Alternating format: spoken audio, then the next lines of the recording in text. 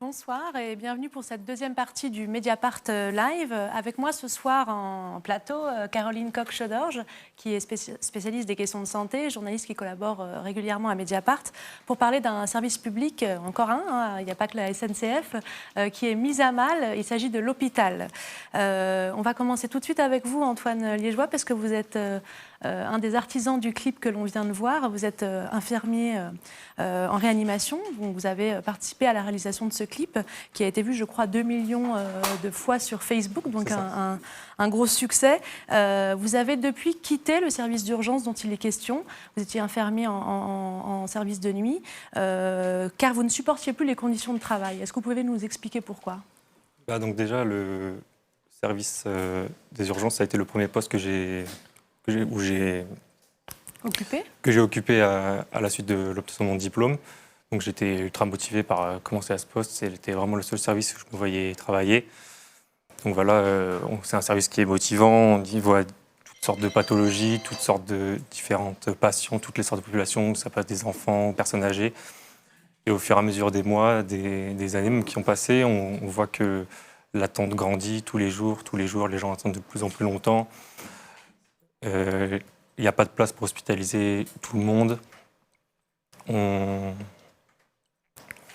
C'était pas à ça que vous vous attendiez quand vous êtes rentré à l'hôpital ? On essaye toujours de faire plus, on nous demande toujours de faire plus avec moins de moyens. À partir de certaines heures, les brancardiers qu'il n'y a plus, donc c'est à nous de brancarder les gens. Et voilà, malgré tout ce qu'on fait, on subit toujours la violence, des agressions verbales, des menaces, parce que les gens ne comprennent pas pourquoi il y a autant d'attentes, alors qu'ils voient des fois qu'il n'y a pas grand monde, mais ils ne s'imaginent pas tout ce qu'il y a derrière et que tous ces patients qu'il faut s'occuper, et il y a peu de médecins. Donc voilà, c'est toutes ces choses-là qui m'ont amené au bout d'un moment à ne plus supporter de vivre ça. Et j'ai quitté le service parce qu'au bout de 2 ans et demi, alors que c'est un service que j'ai vraiment adoré, que c'était mon premier poste, mais j'arrivais plus à supporter ça. On rentre le matin en pensant aux patients, aux gens qu'on a laissés sur des brancards, et qui nous disent mais pourquoi j'ai pas de lit, pourquoi on s'occupe pas de moi, pourquoi je reste toute la journée, la nuit derrière un rideau. Et voilà, on a du mal à expliquer cela et au bout d'un moment, on quitte le service parce qu'on ne supporte plus ça. Quel était le problème ? Comment vous l'analysez ? Est-ce que c'est l'augmentation de la fréquentation des urgences, le problème, ou le manque d'effectifs ? Il y a la fréquentation des urgences qui a augmenté, c'est sûr, sur les années où j'ai travaillé, mais il y a aussi le manque de places d'hospitalisation qui est le problème principal. Il y a des lits qui ferment. Chaque année, on avait moins de lits d'hospitalisation, surtout dans des services où on en a besoin. Nous, on était un pôle, là où j'étais, qui était assez gériatrique. Et voilà, c'est des gens qui ont besoin de places d'hospitalisation, qu'on ne peut pas renvoyer dans les EHPAD ou à domicile.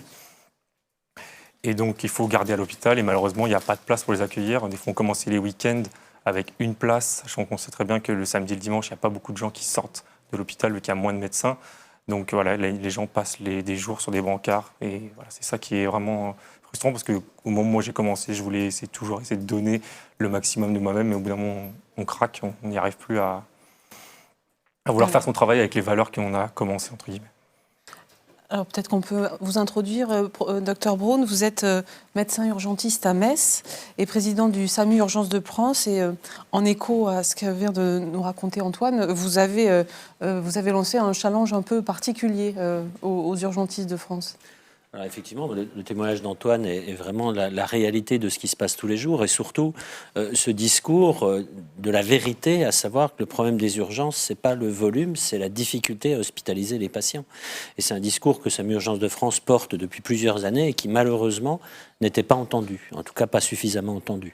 C'est pour ça que nous avons décidé de faire cette action, le No Bed Challenge, qui est parti un petit peu d'une idée de discussion entre urgentistes, à savoir combien de patients passent la nuit sur les fameux brancards des urgences dans une promiscuité inadmissible parce qu'ils n'ont pas de lit d'hospitalisation.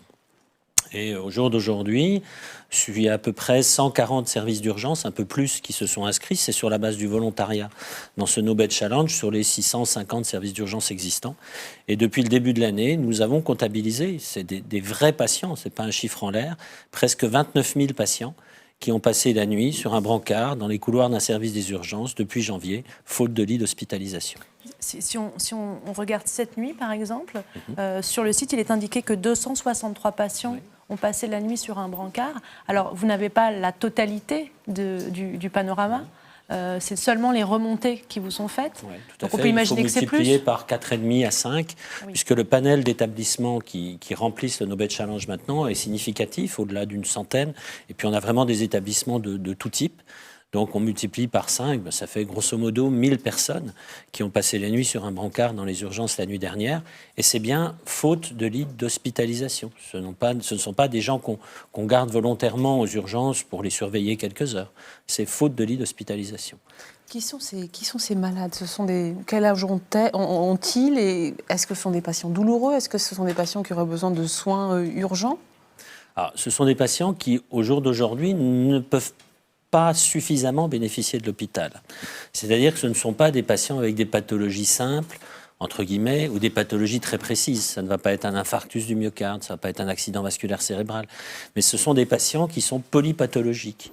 Ce sont des patients, la plupart du temps, âgés, voire très âgés, qui ont des pathologies chroniques. Et ces pathologies chroniques, au décours d'un épisode infectieux, par exemple la grippe ou d'autres, vont décompenser leur pathologie chronique. Par exemple, je donne souvent cet exemple, ça va être une personne qui a âgée, qui a une infection urinaire. Alors on dit pourquoi elle est à l'hôpital pour une infection urinaire, c'est ridicule.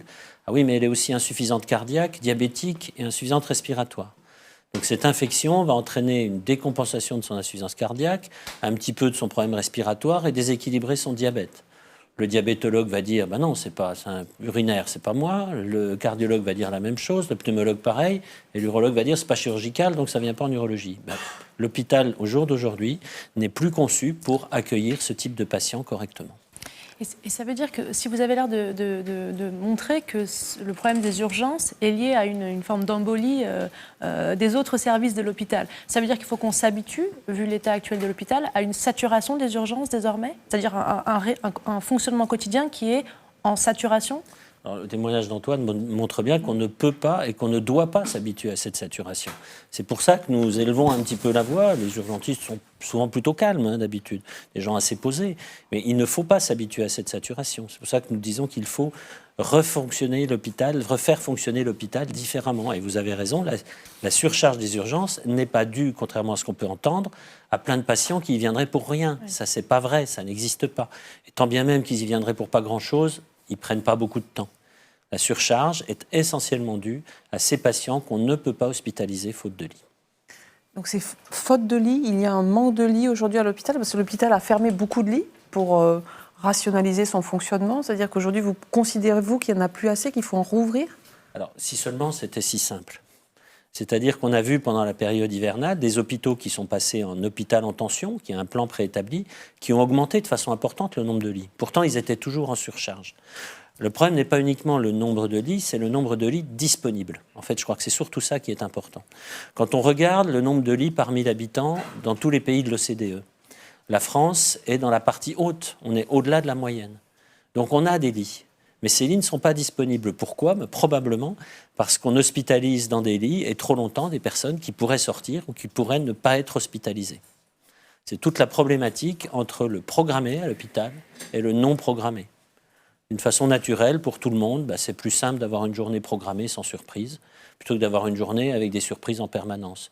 Or, les urgences, par définition, c'est le non programmé, c'est les surprises en permanence. Et l'hôpital n'est plus conçu, n'est plus adapté pour faire face à ça. Donc on parle bien des personnes âgées, on parle d'une partie de la population qui augmente, des problèmes de santé qui vont aller croissant, on parle de ces gens-là. Plus que les personnes âgées, ce sont les personnes polypathologiques. Alors c'est un terme qui est peut-être un peu compliqué à expliquer, mais on résout plein de problèmes de pathologie aiguë. Soigner correctement un infarctus du myocarde, malheureusement, ça peut faire un insuffisant cardiaque demain. On soigne de mieux en mieux les cancers, on en guérit. On maintient des cancers dans des états tout à fait satisfaisants, mais on fragilise l'état de santé de l'individu qui va faire des complications assez régulières. Et c'est ce problème de la polypathologie qui touche pas seulement les personnes âgées, bien sûr plus les personnes âgées, mais c'est vraiment la polypathologie qui pose des problèmes pour l'hôpital de demain. Philippe Halimi, bonjour. Vous êtes plus depuis peu chef du service de radiologie de l'hôpital Georges Pompidou à Paris. Vous êtes en retraite depuis peu. Presque, pardon. Vous étiez aussi un proche de Jean-Louis Ménien, un cardiologue qui s'est suicidé à l'hôpital Georges Pompidou il y a 2 ans sur son lieu de travail, qui était aussi votre lieu de travail. Et vous avez créé à la suite de ce drame une association pour lutter contre le harcèlement à l'hôpital. Et donc de nombreux cas de harcèlement vous remontent à travers votre association. Est-ce que vous pouvez nous dire quels services à l'hôpital sont les plus touchés aujourd'hui par ce mal-être qu'a exprimé Antoine tout à l'heure?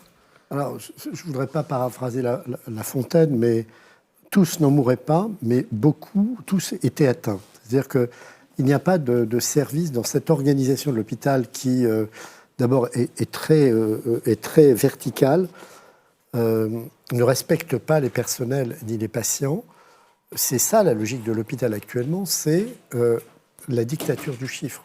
Donc il faut faire du chiffre, peu importe si les actes sont nécessaires, s'ils ne sont pas dangereux. C'est le mode de fonctionnement de l'hôpital qui oblige pour le moment à répondre à des critères purement quantitatifs. Or ça, c'est très intéressant d'écouter notre ami infirmier tout à l'heure parce que mais il faut prolonger.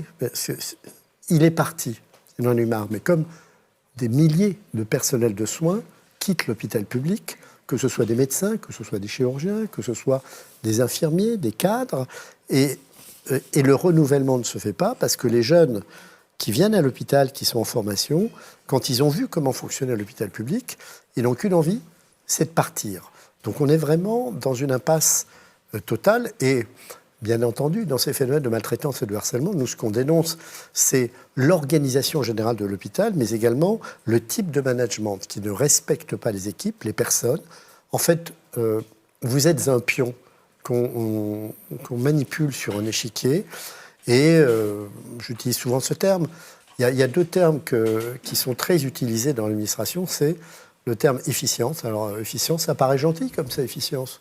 Hein, mais bien non, ça veut dire quoi? Ça veut dire qu'il faut faire encore mieux que ce qu'on fait depuis 10 ans, c'est-à-dire qu'il faut encore dégraisser le mammouth, mais le mammouth, il n'y a plus que les os, il n'y a rien, il n'y a plus de muscles, il n'y a plus de peau, il n'y a plus de graisse. Donc il n'y a plus rien à dégraisser, et derrière, c'est la mutualisation, c'est-à-dire on va faire par des gens qui n'ont pas forcément la compétence pour prendre en charge telle ou telle pathologie, on va leur demander de faire leur BA et d'essayer de faire le mieux qu'ils peuvent. Et ça, ça répond tout à fait à ce que disait tout à l'heure notre témoignage d'infirmier qui dit, voilà, il est en conflit éthique parce qu'il sait ce qu'il faut faire pour bien exercer son métier et puis on ne lui donne pas les moyens. Et ce n'est pas uniquement les moyens. On fait pression sur lui, on l'esquinte, il y a un encadrement qui est extrêmement rigide, on le maltraite, on l'humilie et il y a des sociologues du travail qui l'ont bien résumé, c'est une pathologie dite de l'empêchement, c'est-à-dire qu'on empêche les professionnels de santé de travailler comme ils devraient travailler quand ils ont la responsabilité des patients. Je voudrais juste qu'on entende du coup Antoine Liégeois sur... Est-ce que vous avez donc intégré un autre service dans un autre hôpital qui est un service de réanimation. Est-ce que vous constatez les mêmes travers ou est-ce qu'on a quand même des endroits un peu plus préservés que d'autres? C'est différent un peu en réanimation, donc on a au moins un nombre de patients limité. Donc moi, je sais que je mets 2 à 3 patients par jour. Donc après, c'est d'autres difficultés, des sorties, des patients très lourds qui arrivent et on a plus de mal à s'occuper des autres. Mais voilà, j'ai moins de difficultés. Au moins, je sais que j'ai un temps pour m'occuper de mes 3 patients, mais même si c'est pas toujours facile, si des patients sont très très lourds, de pouvoir s'occuper des autres bien comme il faut, mais voilà. Ouais, la question du sens, elle est pour vous plus évidente maintenant, c'est surtout aux urgences, travail bien fait, c'est plus facile. J'ai trouvé un peu plus de sérénité dans mon travail en réanimation que je pouvais le faire aux urgences où j'arrivais plus à travailler correctement et comme j'avais envie de travailler au moment où je suis arrivé aux urgences. Alors, Malika Bellarbi, vous êtes aide-soignante dans un EHPAD d'Île-de-France, donc pour faire simple, une maison de retraite pour personnes dépendantes. Vous êtes également syndiquée à la CGT Santé Action Sociale. Vous avez manifesté le 30 janvier ainsi que le 15 mars. C'est une mobilisation nationale pour alerter sur les conditions de travail des personnels dans les EHPAD. Est-ce que vous avez l'impression que ce que décrivent vos collègues, c'est ce que vous vivez aussi dans les EHPAD ? Oui, tout à fait. Surtout qu'il faudrait quand même préciser qu'un EHPAD, c'est un lieu de vie. Donc la population accueillie des personnes âgées est complètement de plus en plus dépendante avec des troubles cognitifs et aussi des démences de type Alzheimer avec de multipathologies. Et c'est vrai qu'il y a une grande difficulté sur la prise en charge médicale par un manque de moyens de médecins et d'infirmières la nuit. Donc c'est vrai que ça rejoint la population de personnes âgées qui vient régulièrement en urgence parce qu'elles sont souvent transférées en urgence et la prise en charge est très difficile. Ouais, d'accord. Okay. Donc vous retrouvez aussi sur le mal-être infirmier, aide-soignant pour le personnel. Aujourd'hui, on peut parler carrément d'usure physique et usure mentale auprès des salariés. C'est des salariés qui sont très fatigués. En EHPAD, actuellement, nous sommes 3 aides-soignantes pour 40 résidents en moyenne. Dites un effectif normal. Dès qu'il y a des absences inopinées, il arrive qu'elles sont 2 aides-soignantes pour 40 résidents. Donc la charge est très très lourde. On n'a plus la possibilité de travailler correctement. Il y a une grande souffrance auprès de ces salariés. On ne répond pas du tout aux besoins des résidents. Aujourd'hui, c'est pour ça qu'il y a eu ces fortes mobilisations et je pense que ça ne va pas s'arrêter là. Donc on va continuer. Il y a eu quand même les sénateurs et les députés qui ont fait un rapport et qui ont... Dans le rapport, on fait un constat déplorable sur la prise en charge des personnes âgées et aussi sur les conditions de travail des salariés. On a un gouvernement qui ne répond pas du tout en urgence à cette problématique, parce que c'est quand même un enjeu sociétal, ça touche quand même des humains, des personnes vulnérables. Donc aujourd'hui, la situation, elle est dramatique sur la prise en charge des personnes âgées. Ça, je peux le confirmer par rapport à mon observation sur le terrain et puis mon expérience aussi sur le terrain. Et on voit bien les conséquences d'un secteur sur un autre, c'est-à-dire que le dysfonctionnement des EHPAD atterrit aux urgences avec une embolie générale où le système n'arrive plus à faire face et puis des personnes âgées qui sont au final assez maltraitées. Je crois que c'est ce que racontent les soignants. Je peux témoigner d'un soignant qui est venu me voir, qui était très touché dans une EHPAD privée en Île-de-France, donc qui était seule face à 30 résidents. Une résidente a eu une douleur. Cette douleur, elle a été calmée par un antalgique parce qu'on demande aux aides-soignants de prendre un cahier qui a un protocole. Donc, dès qu'il y a une douleur, il faut donner cet antalgique. La douleur est toujours restée. L'aide-soignant a appelé le SAMU. Le SAMU n'a pas voulu se déplacer, a demandé que ce soit un médecin en urgence. Le médecin en urgence n'est jamais arrivé. L'infirmière, à 7 h du matin, est arrivée. Et cette résidence a été hospitalisée en urgence. Et une intervention en urgence a été effectuée à l'hôpital. Donc vraiment, la prise en charge dans les EHPAD, elle n'est vraiment pas du tout satisfaisante. D'ailleurs, même inquiétante, parce que ça met en cause la sécurité des résidents, mais aussi des soignants. Okay. Jean-Charles Fèvre-Pierret, vous êtes directeur d'hôpital. Vous dirigez aujourd'hui un hôpital psychiatrique public en Rhône-Alpes. Vous avez aussi travaillé aux hôpitaux de Marseille. Dans les EHPAD, on a vu que les directeurs se sont mobilisés aux côtés des soignants, et ce qui a d'ailleurs donné de la force à ce mouvement. Est-ce imaginable et est-ce peut-être nécessaire aujourd'hui à l'hôpital public de voir un tel mouvement qui verrait se rejoindre les directeurs, les médecins, les soignants? Rêvons un peu. On n'a pas pris tout à fait cette position-là à Saint-Cyr-au-Mont-d'Or et à Lyon où j'exerce. Vous l'avez justement dit, je dirige un établissement psychiatrique et on ne peut pas dire que la psychiatrie ait été bien servie du point de vue budgétaire et financier au cours des 5 dernières années. J'entendais les personnes qui travaillent en MCO, qui faisaient part de la contrainte financière. MCO, pardon. En médecine, en chirurgie, en obstétrique. Il faut savoir que l'ONDAM de MCO a progressé de 10% en 5 ans, c'est-à-dire les dépenses que la collectivité a attribuées au secteur de la médecine, de la chirurgie et de l'obstétrique, alors que pour la psychiatrie, sur la même période, cela a progressé 2 fois moins vite. Donc la contrainte financière est extrêmement forte en psychiatrie. Et donc, nous avons pris les choses un peu différemment dans mon établissement. On a considéré que la rationalisation comptable ou budgétaire ne pouvait pas être une fin en soi à l'hôpital, qu'il fallait raisonner collectif et qu'il fallait avoir un vrai plan de prévention autour des risques psychosociaux.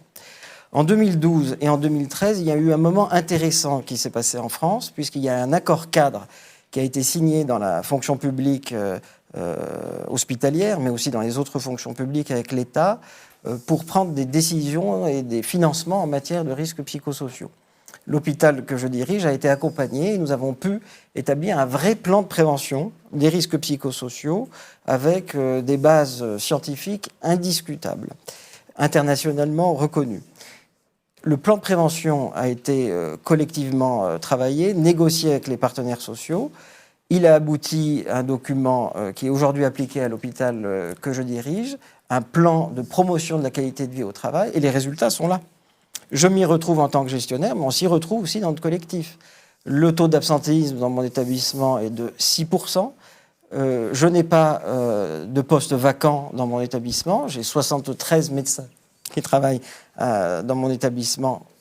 Ils sont là, ils restent. Les salariés sont également présents. J'ai un faible taux de turnover. Ce que je veux dire par là, c'est que si on prend à bras-le-corps le sujet des risques psychosociaux et du bien-être au travail, on aboutit à des résultats et qui permettent d'avoir des solutions viables et durables pour la défense des prises en charge. Mais est-ce que ça veut dire que vous ne vous reconnaissez pas dans ce tableau qui vient d'être décrit pour votre établissement, mais est-ce que vous y voyez du vrai dans ce que peuvent raconter par exemple vos collègues qui sont également directeurs d'établissements d'hôpitaux? En fait, ça interroge la ligne managériale et je crois qu'il faut avoir l'honnêteté de reconnaître que les situations sont différenciées en France aujourd'hui. Vous avez des hôpitaux qui vont bien, des hôpitaux qui vont plus mal, mais en fait, il ne faut pas noircir le tableau. Il y a des solutions et il y a une ligne managériale à appliquer, à mettre en place. Et je pense qu'il faut s'inspirer de ces bonnes méthodes. Et donc la solution est managériale ou est-ce qu'elle est aussi budgétaire, financière?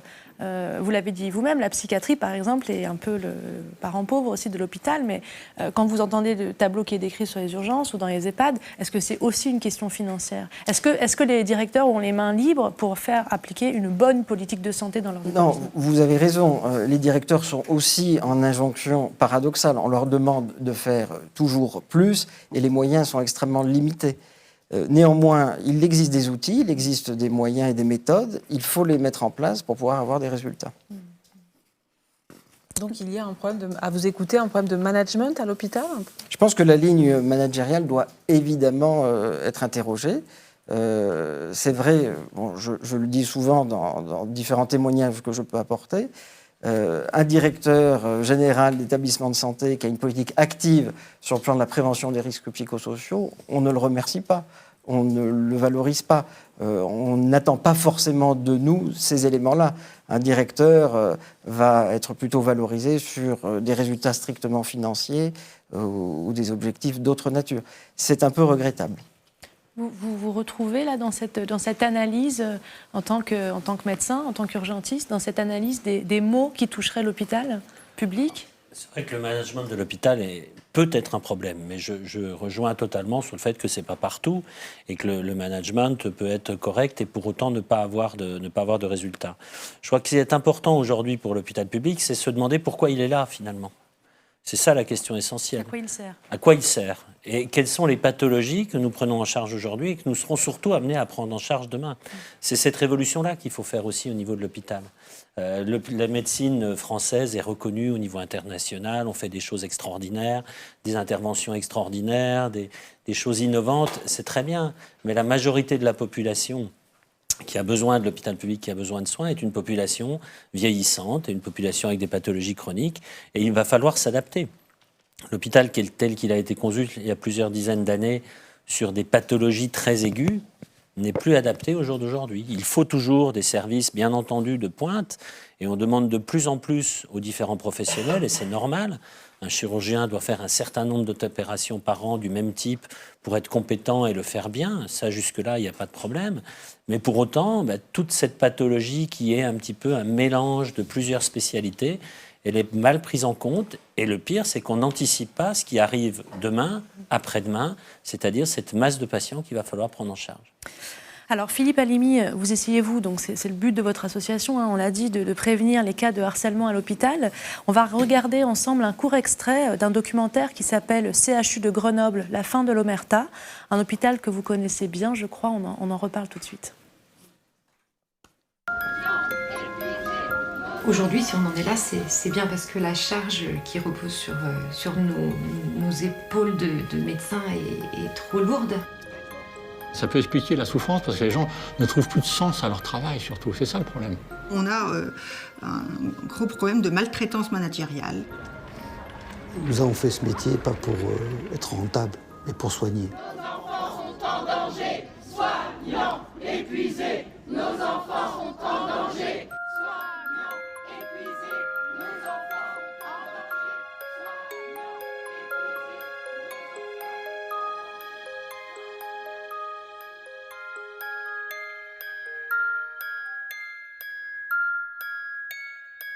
Le 2 novembre 2017, Laurent Sellec, neurochirurgien de 36 ans, met fin à ses jours dans un bloc opératoire du CHU de Grenoble. Alors il y a eu dans cet hôpital, on vient de le voir, en quelques mois, le suicide d'un jeune neurochirurgien, des arrêts maladie pour cause d'épuisement professionnel en pédiatrie et plusieurs cas de harcèlement professionnel. Philippe Halimi, est-ce que l'hôpital public français est maltraitant, selon vous? Oui, je pense que dans ce qui a été dit tout à l'heure sur les risques psychosociaux, il faut savoir, faut décrypter en quelque sorte les messages, parce que bien sûr qu'il y a des pratiques hétérogènes dans les hôpitaux, mais globalement, on a trop d'informations qui nous remontent, qui montrent que la prise en compte des risques psychosociaux, c'est de la com. C'est-à-dire qu'on se dépêche d'écrire une charte de bientraitance, on la range sur une étagère, et la réalité de terrain, elle est complètement différente. Et d'ailleurs, il y avait une charte de la bientraitance au CHU de Grenoble, si ce n'est que c'était un CHU au bord de l'implosion. Nous avions eu des informations qui nous montraient, avant le suicide de ce collègue neurochirurgien, qu'il y avait une maltraitance institutionnelle dans cet établissement. Je m'étais moi-même rendu à Grenoble et j'avais vu un grand nombre de collègues qui m'avaient dit « mais nous, on est cloîtrés, on est prostrés dans nos structures. J'ai l'impression que toi, Philippe, tu en sais plus sur le fonctionnement de l'hôpital, du CHU de Grenoble, qui est quand même, du point de vue de la recherche, le 7e CHU de France, avec des équipes qui sont des équipes fantastiques. Et sur ce survient le suicide de ce collègue neurochirurgien, le 2 novembre. Et puis d'autres suicides sont arrivés dans les mois qui ont suivi. Il y a un suicide d'un étudiant en santé et 2 tentatives de suicide d'un étudiant en interne. Et nous avions été à ce moment-là le médiateur national. Et malheureusement, le suicide de ce collègue neurochirurgien n'a fait qu'amplifier le phénomène. Et je me rappelle avoir eu un échange à ce moment-là avec le ministère, puisque j'ai moi-même pris mon téléphone pour annoncer le suicide de ce collègue neurochirurgien au ministère, 12 heures après le suicide de ce collègue qui s'était suicidé sur son lieu de travail. Et le lendemain, le ministère m'avait contacté, me dit « Écoutez, on envisage soit de faire partir l'IGAS, soit de demander à Édouard Couty, médiateur national, d'enquêter. » L'enquête du médiateur national est sans équivoque, elle est accablante pour la gouvernance de l'hôpital et la ministre a demandé un plan d'action. Ce plan d'action est en cours, mais il y a encore beaucoup d'inquiétudes sur le devenir de ce CHU parce que tout simplement ceux qui ont très mal fait dans la maltraitance et dans le harcèlement, que ce soit l'administration, que ce soit un certain nombre de représentants de la gouvernance médicale, sont toujours aux manettes. Et donc, voilà, et c'est un combat permanent. Et l'exemple de Grenoble est pour nous un exemple vraiment, on peut dire, important, parce que si dans le CHU de Grenoble, il n'y a pas d'espoir que ça change, eh bien, c'est à désespérer pour d'autres CHU qui sont à peu près dans le même état. Et ce qui se passe à Grenoble, nous, on appelle ça une maltraitance institutionnelle, c'est-à-dire qu'il y avait au moins une dizaine de services qui étaient en souffrance et ces services ont été gravement touchés avec des départs en grand nombre de personnel. Et au jour d'aujourd'hui, on ne sait pas ce que va devenir ce CHU de Grenoble. Jean-Charles Febvre-Pierret, est-ce que vous pensez qu'il y a, de la part du ministère qui vous chapeaute, effectivement une part de poudre aux yeux sur la prise en compte des risques psychosociaux, voire de la maltraitance qualifiée d'institutionnelle par votre voisin. Voilà. vous avez tendance à prouver que ça marche, que chez vous, il y a des résultats, etc. Mais est-ce que vous comprenez cette forme de désarroi ? Je dirais qu'il y a peut-être une question à se poser sur la méthode ou la méthodologie. En fait, je faisais part tout à l'heure de l'accord cadre de 2013 qui a été suivi d'une circulaire du Premier ministre en 2014 qui était extrêmement claire et limpide pour notamment les directeurs d'hôpitaux. Cette circulaire disait: les établissements doivent diagnostiquer la situation psychosociale de leurs professionnels et négocier avec les représentants des médecins, mais aussi les représentants des personnels soignants et non médicaux, un plan de prévention des risques psychosociaux sur des bases qui ont d'ailleurs été extrêmement bien explicitées du point de vue scientifique. Il y a un guide de la DGAFP, la Direction Générale de la Fonction Publique, qui précise exactement comment poser un diagnostic et établir un plan. La circulaire de Jean-Marc Ayrault était très claire. Elle ordonnait aux directeurs d'établissements de santé de réaliser et faire voter par leurs instances un plan de prévention des risques psychosociaux avant le 31 décembre 2015. Et alors ? Il n'y en a quasiment pas eu un seul.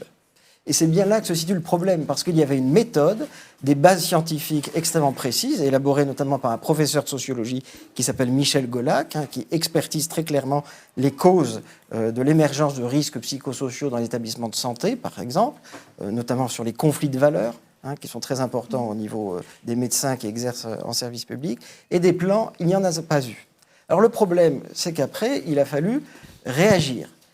Et effectivement, début 2016, suite aux événements parisiens, est sortie, de façon extrêmement rapide, brutale, peut-être un peu impréparée, une stratégie nationale de promotion de la qualité de vie au travail. Mais le problème, c'est que tous les spécialistes le savent, la qualité de vie au travail, ça vient après l'élaboration d'un diagnostic. On ne peut pas faire la qualité de vie au travail et la promouvoir, qui plus est au niveau national, sans avoir une vision extrêmement claire de l'état psychosocial des établissements et des professionnels. Et il y a donc eu un problème de méthode. Ce que vous oppose votre voisin, c'est qu'est-ce que tout cela, tous ces plans pèsent face à la pression budgétaire aujourd'hui qui pèse sur les établissements, à cet objectif de retour à l'équilibre financier. Dans le rapport Couty sur le CHU de Grenoble, est décrit vraiment un management de forte pression guidé par des objectifs économiques. Est-ce que cette réalité, vous la connaissez aussi, non ? La réalité financière, elle est là, et les objectifs financiers, on les a. Il y a des hôpitaux qui sont effectivement en difficulté, mais je pense que la cause essentielle d'une ligne managériale qui peut être défaillante et qui n'est pas limitée au cadre de direction, au corps administratif, qui est bien collectif, elle n'est pas forcément uniquement dans la pression financière. Il y a bien des aspects de pur management.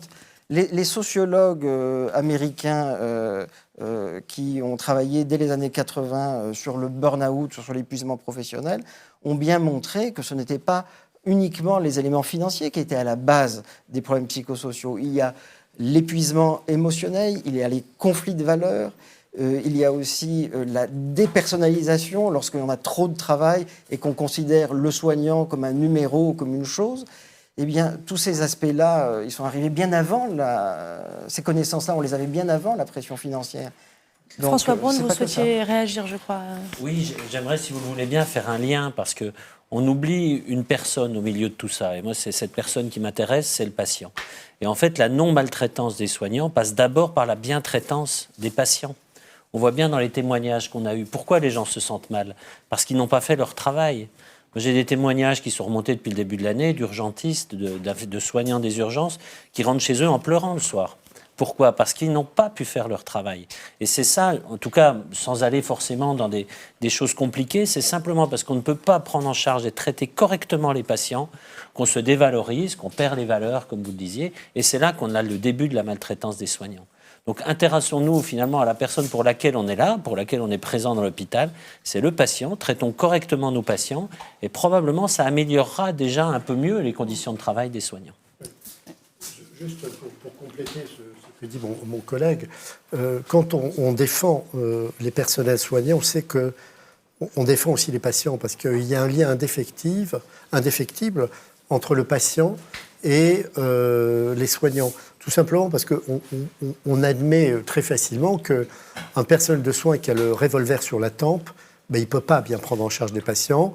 Derrière, il y a des erreurs médicales, il y a des erreurs de posologie, il y a des erreurs diagnostiques. Et toutes les études scientifiques démontrent que dans un hôpital où il y a du personnel maltraité, eh bien, il y a une augmentation de la mortalité et de la morbidité, pathologie par pathologie.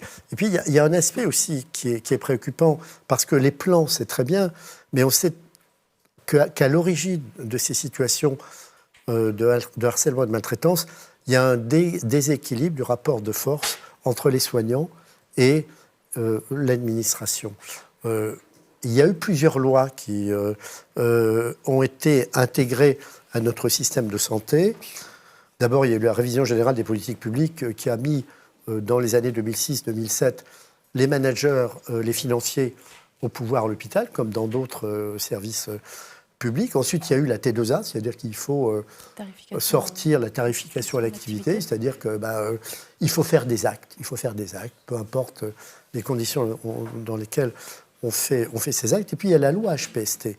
La loi HPST de 2009, beaucoup de mes collègues, lorsqu'elle est apparue, ont dit c'est une loi scélérate. Qu'est-ce que dit cette loi dans la suite de l'action et des déclarations de Sarkozy, qui était de dire l'hôpital, c'est une entreprise comme une autre. Non, pour nous, ce n'est pas une entreprise comme une autre. Et donc, étant une entreprise comme une autre, elle a un chef d'entreprise qui est le directeur d'hôpital. Et à ce moment-là, en 2009, pourquoi on a considéré que c'était une loi scélérate ? Tout simplement parce qu'elle donnait des pouvoirs exorbitants au directeur d'établissement et qu'elle entraînait par voie de conséquence l'absence de contre-pouvoir, que ce soit des personnels soignants médicaux, non médicaux, qui étaient ravalés au rang de pions qu'on déplace sur un échiquier. Et si on veut agir de façon efficace pour un autre hôpital public, il faut avoir en perspective de modifier ce que les règlements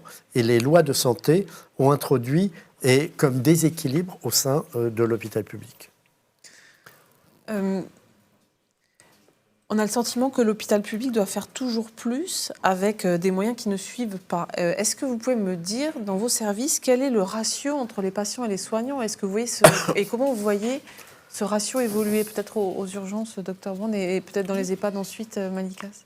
Alors, aux urgences, c'est un mode de financement qui est particulier, qui a été rénové, qui a été modernisé il y a quelques années dans des travaux avec le ministère de la Santé, qui est un financement intéressant parce que c'est un financement qui associe l'activité et qui associe également ce qu'on appelle les financements par mission d'intérêt général, c'est-à-dire une base financière. Et surtout, ce qui est plus intéressant, c'est que ce financement n'a pas été défini comme une masse unique, mais comme un financement de postes médicaux et de postes paramédicaux.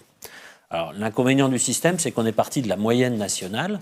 Donc, il y en a à qui on enlève de l'argent, il y en a d'autres à qui on en donne. Bon, la moyenne nationale est probablement insuffisante. C'est-à-dire qu'on aimerait être comme les réanimations, dont vous parliez tout à l'heure, avoir des ratios. Une réanimation, vous avez tant d'infirmiers en fonction du nombre de lits. Et effectivement, on est dans une activité quelque part un peu programmée, puisque vous n'aurez jamais de malades dans les couloirs, dans les lits de réanimation. Ça n'existe pas. Alors, ce financement est intéressant parce qu'il donne des postes. Donc, on pourrait considérer que tout le monde est au même niveau et que tout le monde va bien. Mais on arrive à un conflit dans le financement global de l'hôpital, c'est-à-dire que même quand on n'a pas assez de postes, même quand on a l'argent pour avoir ces postes, on ne peut pas recruter. Parce que l'hôpital général, les CHU, les CHR, les CHG, sont limités dans l'augmentation de leur masse salariale. C'est-à-dire que même si tout le monde reconnaît que vous n'avez pas assez de personnel, qu'il faudrait du personnel, eh bien, le directeur ne peut pas recruter parce qu'il ne doit pas dépasser ce pourcentage sacro-saint d'augmentation de la masse salariale. On est dans un système qui est plus une mosaïque de plein de petites lois, de petits éléments, et on n'a pas de vision d'ensemble de ce que doit être et de ce qu'est l'hôpital public au jour d'aujourd'hui. C'est ça qui est dramatique. C'est-à-dire qu'il y a probablement des manques en personnel, il y a probablement des manques en lits, mais il y a du personnel mal utilisé, il y a des lits qui ne sont pas disponibles. Voilà, je crois que le système n'est pas univoque. Ce serait beaucoup trop simple de dire il faut rajouter du personnel, il faut rajouter des lits. Il faut repenser l'organisation de l'hôpital. Malika Bellarbi, c'est un enjeu, la question du ratio personnel patient chez vous, personne accueillie en tout cas. 0,40 par résident et au lit du malade, il est à 0,25. C'est un effectif complètement insuffisant. 0,40 pour qu'on soit bien compris, ça comprend tout le personnel d'un EHPAD. Tout le personnel en EHPAD. Donc ça veut dire que le cuisinier compte dans le ratio. Tout à fait. Je dis au hasard. Tout à fait. Le personnel administratif compte dans le ratio. Tout à fait. C'est pour ça que vous faites une différence au lit du... au 0,25 au lit du patient, du résident plutôt. Pour un exemple concret, la nuit, par exemple, dans un EHPAD, il y a combien de... Une aide-soignante pour 40 résidents. D'accord. C'est insuffisant. C'est insuffisant sans infirmière. Donc si jamais il y a un accident, une blessure... L'aide-soignante fait les premiers secours. Comme je vous ai expliqué, il y a des procédures en cas de douleur ou de problème de santé. Ensuite, on appelle le SAMU. Si le SAMU ne se déplace pas, c'est un médecin en urgence. Et des fois, il n'arrive pas. Et c'est arrivé. Donc aujourd'hui, effectivement, il y a un gros problème d'effectifs, mais aussi un manque de personnel formé. En EHPAD, maintenant, c'est des glissements de tâches. Je vais un peu un peu expliquer un peu ce qui se passe. C'est qu'une aide-soignante a un rôle d'infirmière en EHPAD, voire une ASH. Une ASH, c'est un agent de soins qui n'est pas du tout formé. Et pour la prise en charge des patients, c'est quand même catastrophique parce que, comme il expliquait, le docteur disait bien que c'était quand même une population avec de multipathologies et que les personnels du terrain ne sont pas du tout formés pour prendre en charge ce genre de résidents. On a assisté à une belle mobilisation des EHPAD fin janvier. Qu'est-ce que vous avez obtenu ? Pas grand-chose, justement, c'est pour ça qu'on va continuer. D'ailleurs, le 24 avril, en convergence avec les différentes luttes qui se passent dans l'interprofessionnel, nous serons aussi avec eux. Donc, on a prévu un rendez-vous, un intersyndical le 18 avril pour continuer, pour préparer un calendrier de mobilisation dans le secteur des EHPAD et du soin à domicile, parce que aussi en soins à domicile aussi, c'est catastrophique. Donc aujourd'hui, ce qu'on a obtenu, pas grand-chose. La ministre, bien sûr, a déployé 50 millions, qui est nettement insuffisant, qui représente 80 € par résident par an. Plus, ouais. Donc ça ne répond pas du tout à la problématique qui se passe sur le nombre d'effectifs qu'on a besoin pour prendre en charge un résident correctement. Elle a mis en place la prévention. Certes, la prévention, c'est très bien, parce que vous dites que la prévention sur les risques psychosociaux, bien sûr, tant mieux que dans votre établissement, ça se passe bien et que vous avez pu mettre en place la qualité de vie au travail, mais en EHPAD, ce n'est pas possible. Parce que, comme vous le dites, il y a une évaluation sur un diagnostic, mais le diagnostic, si on n'a pas les moyens humains nécessaires, on ne peut pas mettre en place la prévention. Je ne sais pas si on est d'accord sur ce point-là, mais voilà, donc tant mieux si ça se passe bien dans votre établissement, mais ce n'est pas le cas du tout dans les EHPAD. D'ailleurs, ça a été lors des mobilisations du 30 janvier et du 15 mars, ont bien démontré que c'est un problème de fait sociétal parce qu'il y a des enjeux humains. Ce n'est pas que des salariés, c'est des résidents, c'est des familles, c'est des partis politiques qui ont fait état de la dégradation des conditions de vie des personnes âgées en EHPAD. Alors, on assiste à une multiplication de mouvements sociaux locaux dans les EHPAD, dans des hôpitaux locaux, de pétitions, de clips, de mouvements comme celui aux urgences. Mais il n'y a pas pour l'instant de mouvement social d'ampleur qui permettrait de mettre l'hôpital public ou la question en général de l'accès aux soins sur l'agenda politique. Pour quelles raisons ? Qui a une explication ? C'est très difficile d'expliquer, puisque l'hôpital public, malgré tout ce qu'on en dit, est encore construit en chapelle. C'est-à-dire qu'on voit ce qui se passe autour de soi. Il y a assez peu de services dans l'hôpital qui sont en interface. Les urgences sont caractéristiques pour ça. Je dirais c'est la partie immergée de l'iceberg. C'est celle qu'on voit, c'est celle qui s'exprime, parce qu'elle est en interface entre la ville et la société. L'hôpital, le problème des EHPAD est vraiment caractéristique. On manque cruellement de médicalisation dans les EHPAD. Et effectivement, les personnes d'EHPAD, l'aide-soignante la nuit ou l'agent qui est là n'a que solution d'appeler le SAMU, et c'est pas forcément une bonne solution, puisqu'il faut que les gens puissent rester dans leur EHPAD. Donc ils vont se retrouver à l'hôpital où on n'a pas de place, où ils vont avoir des complications, on va augmenter leur morbimortalité, il va falloir les hospitaliser. On arrive dans des cercles infernaux. Mais chacun est sur sa problématique.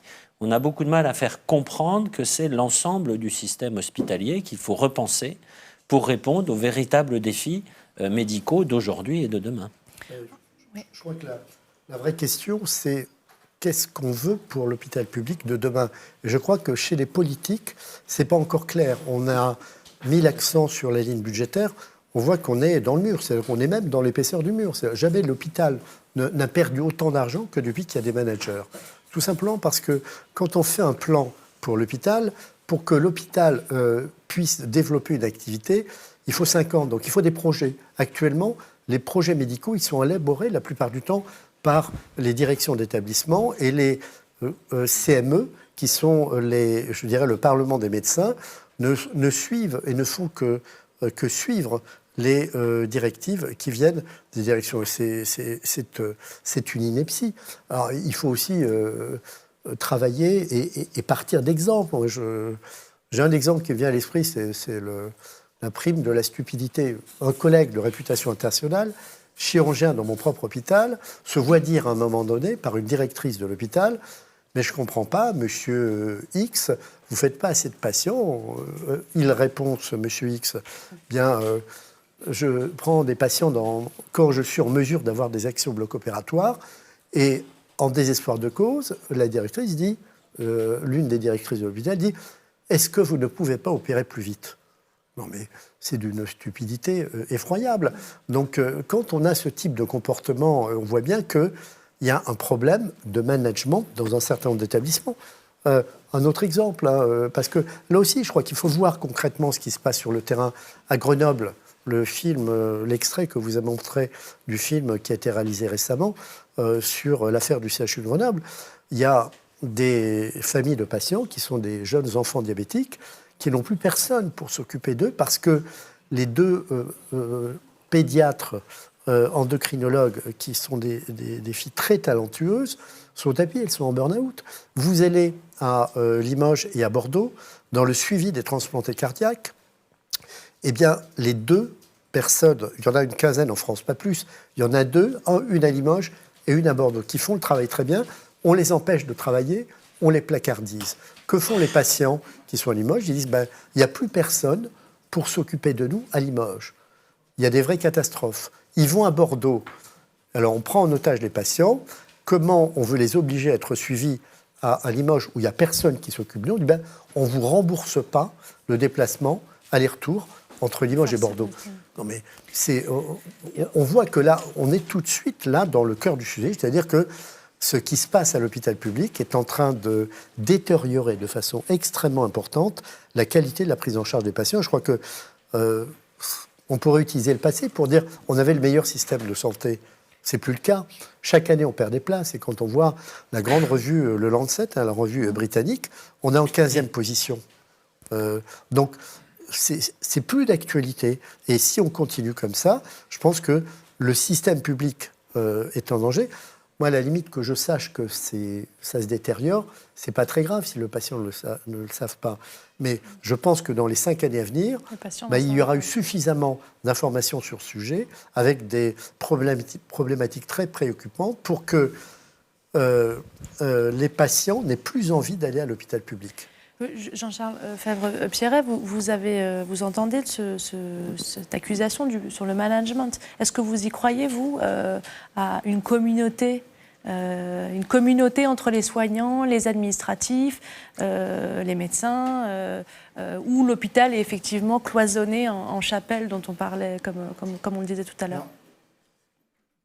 Je crois qu'il ne faut pas non plus caricaturer les choses. Tout dépend bien sûr de la situation dans les hôpitaux, mais il faut savoir comment est dirigé un hôpital. Vous avez effectivement un directeur, mais le directeur général de l'établissement et son équipe ne sont pas normalement omnipotents. Ce n'est pas comme ça que les choses doivent être organisées selon les textes. En fait, il y a un directoire qui est composé à part égale avec une voix de majorité entre les médecins chefs de pôle et les directeurs de l'équipe de direction. Et dans les CHU se rajoute au directoire de mémoire le doyen de l'université. Et donc c'est ce directoire, dans la loi HPT, qui fixe la stratégie, les projets et les orientations. Ensuite, ce qui est important, c'est que l'hôpital est un projet. Vous savez que normalement, comme tout établissement, comme toute structure collective, il faut qu'il y ait un projet stratégique, et c'est bien ce projet stratégique qui va porter le collectif vers quelque chose de plus grand. Eh bien, il y a encore trop d'hôpitaux, parmi les plus grands de France, qui n'ont pas de projet d'établissement, qui n'ont pas de projet social et qui n'ont pas de grande vision sur ce qu'ils veulent devenir collectivement. Et ça, c'est extrêmement important de le dire aujourd'hui. Ensuite, dans ce qui a été dit, c'est qu'on est clairement au bout d'un système de financement. De multiples rapports l'ont démontré, mais la tarification à l'activité en particulier, à 100% de réalisation budgétaire pour les hôpitaux de médecine, chirurgie et d'obstétrique, on est clairement allé trop loin.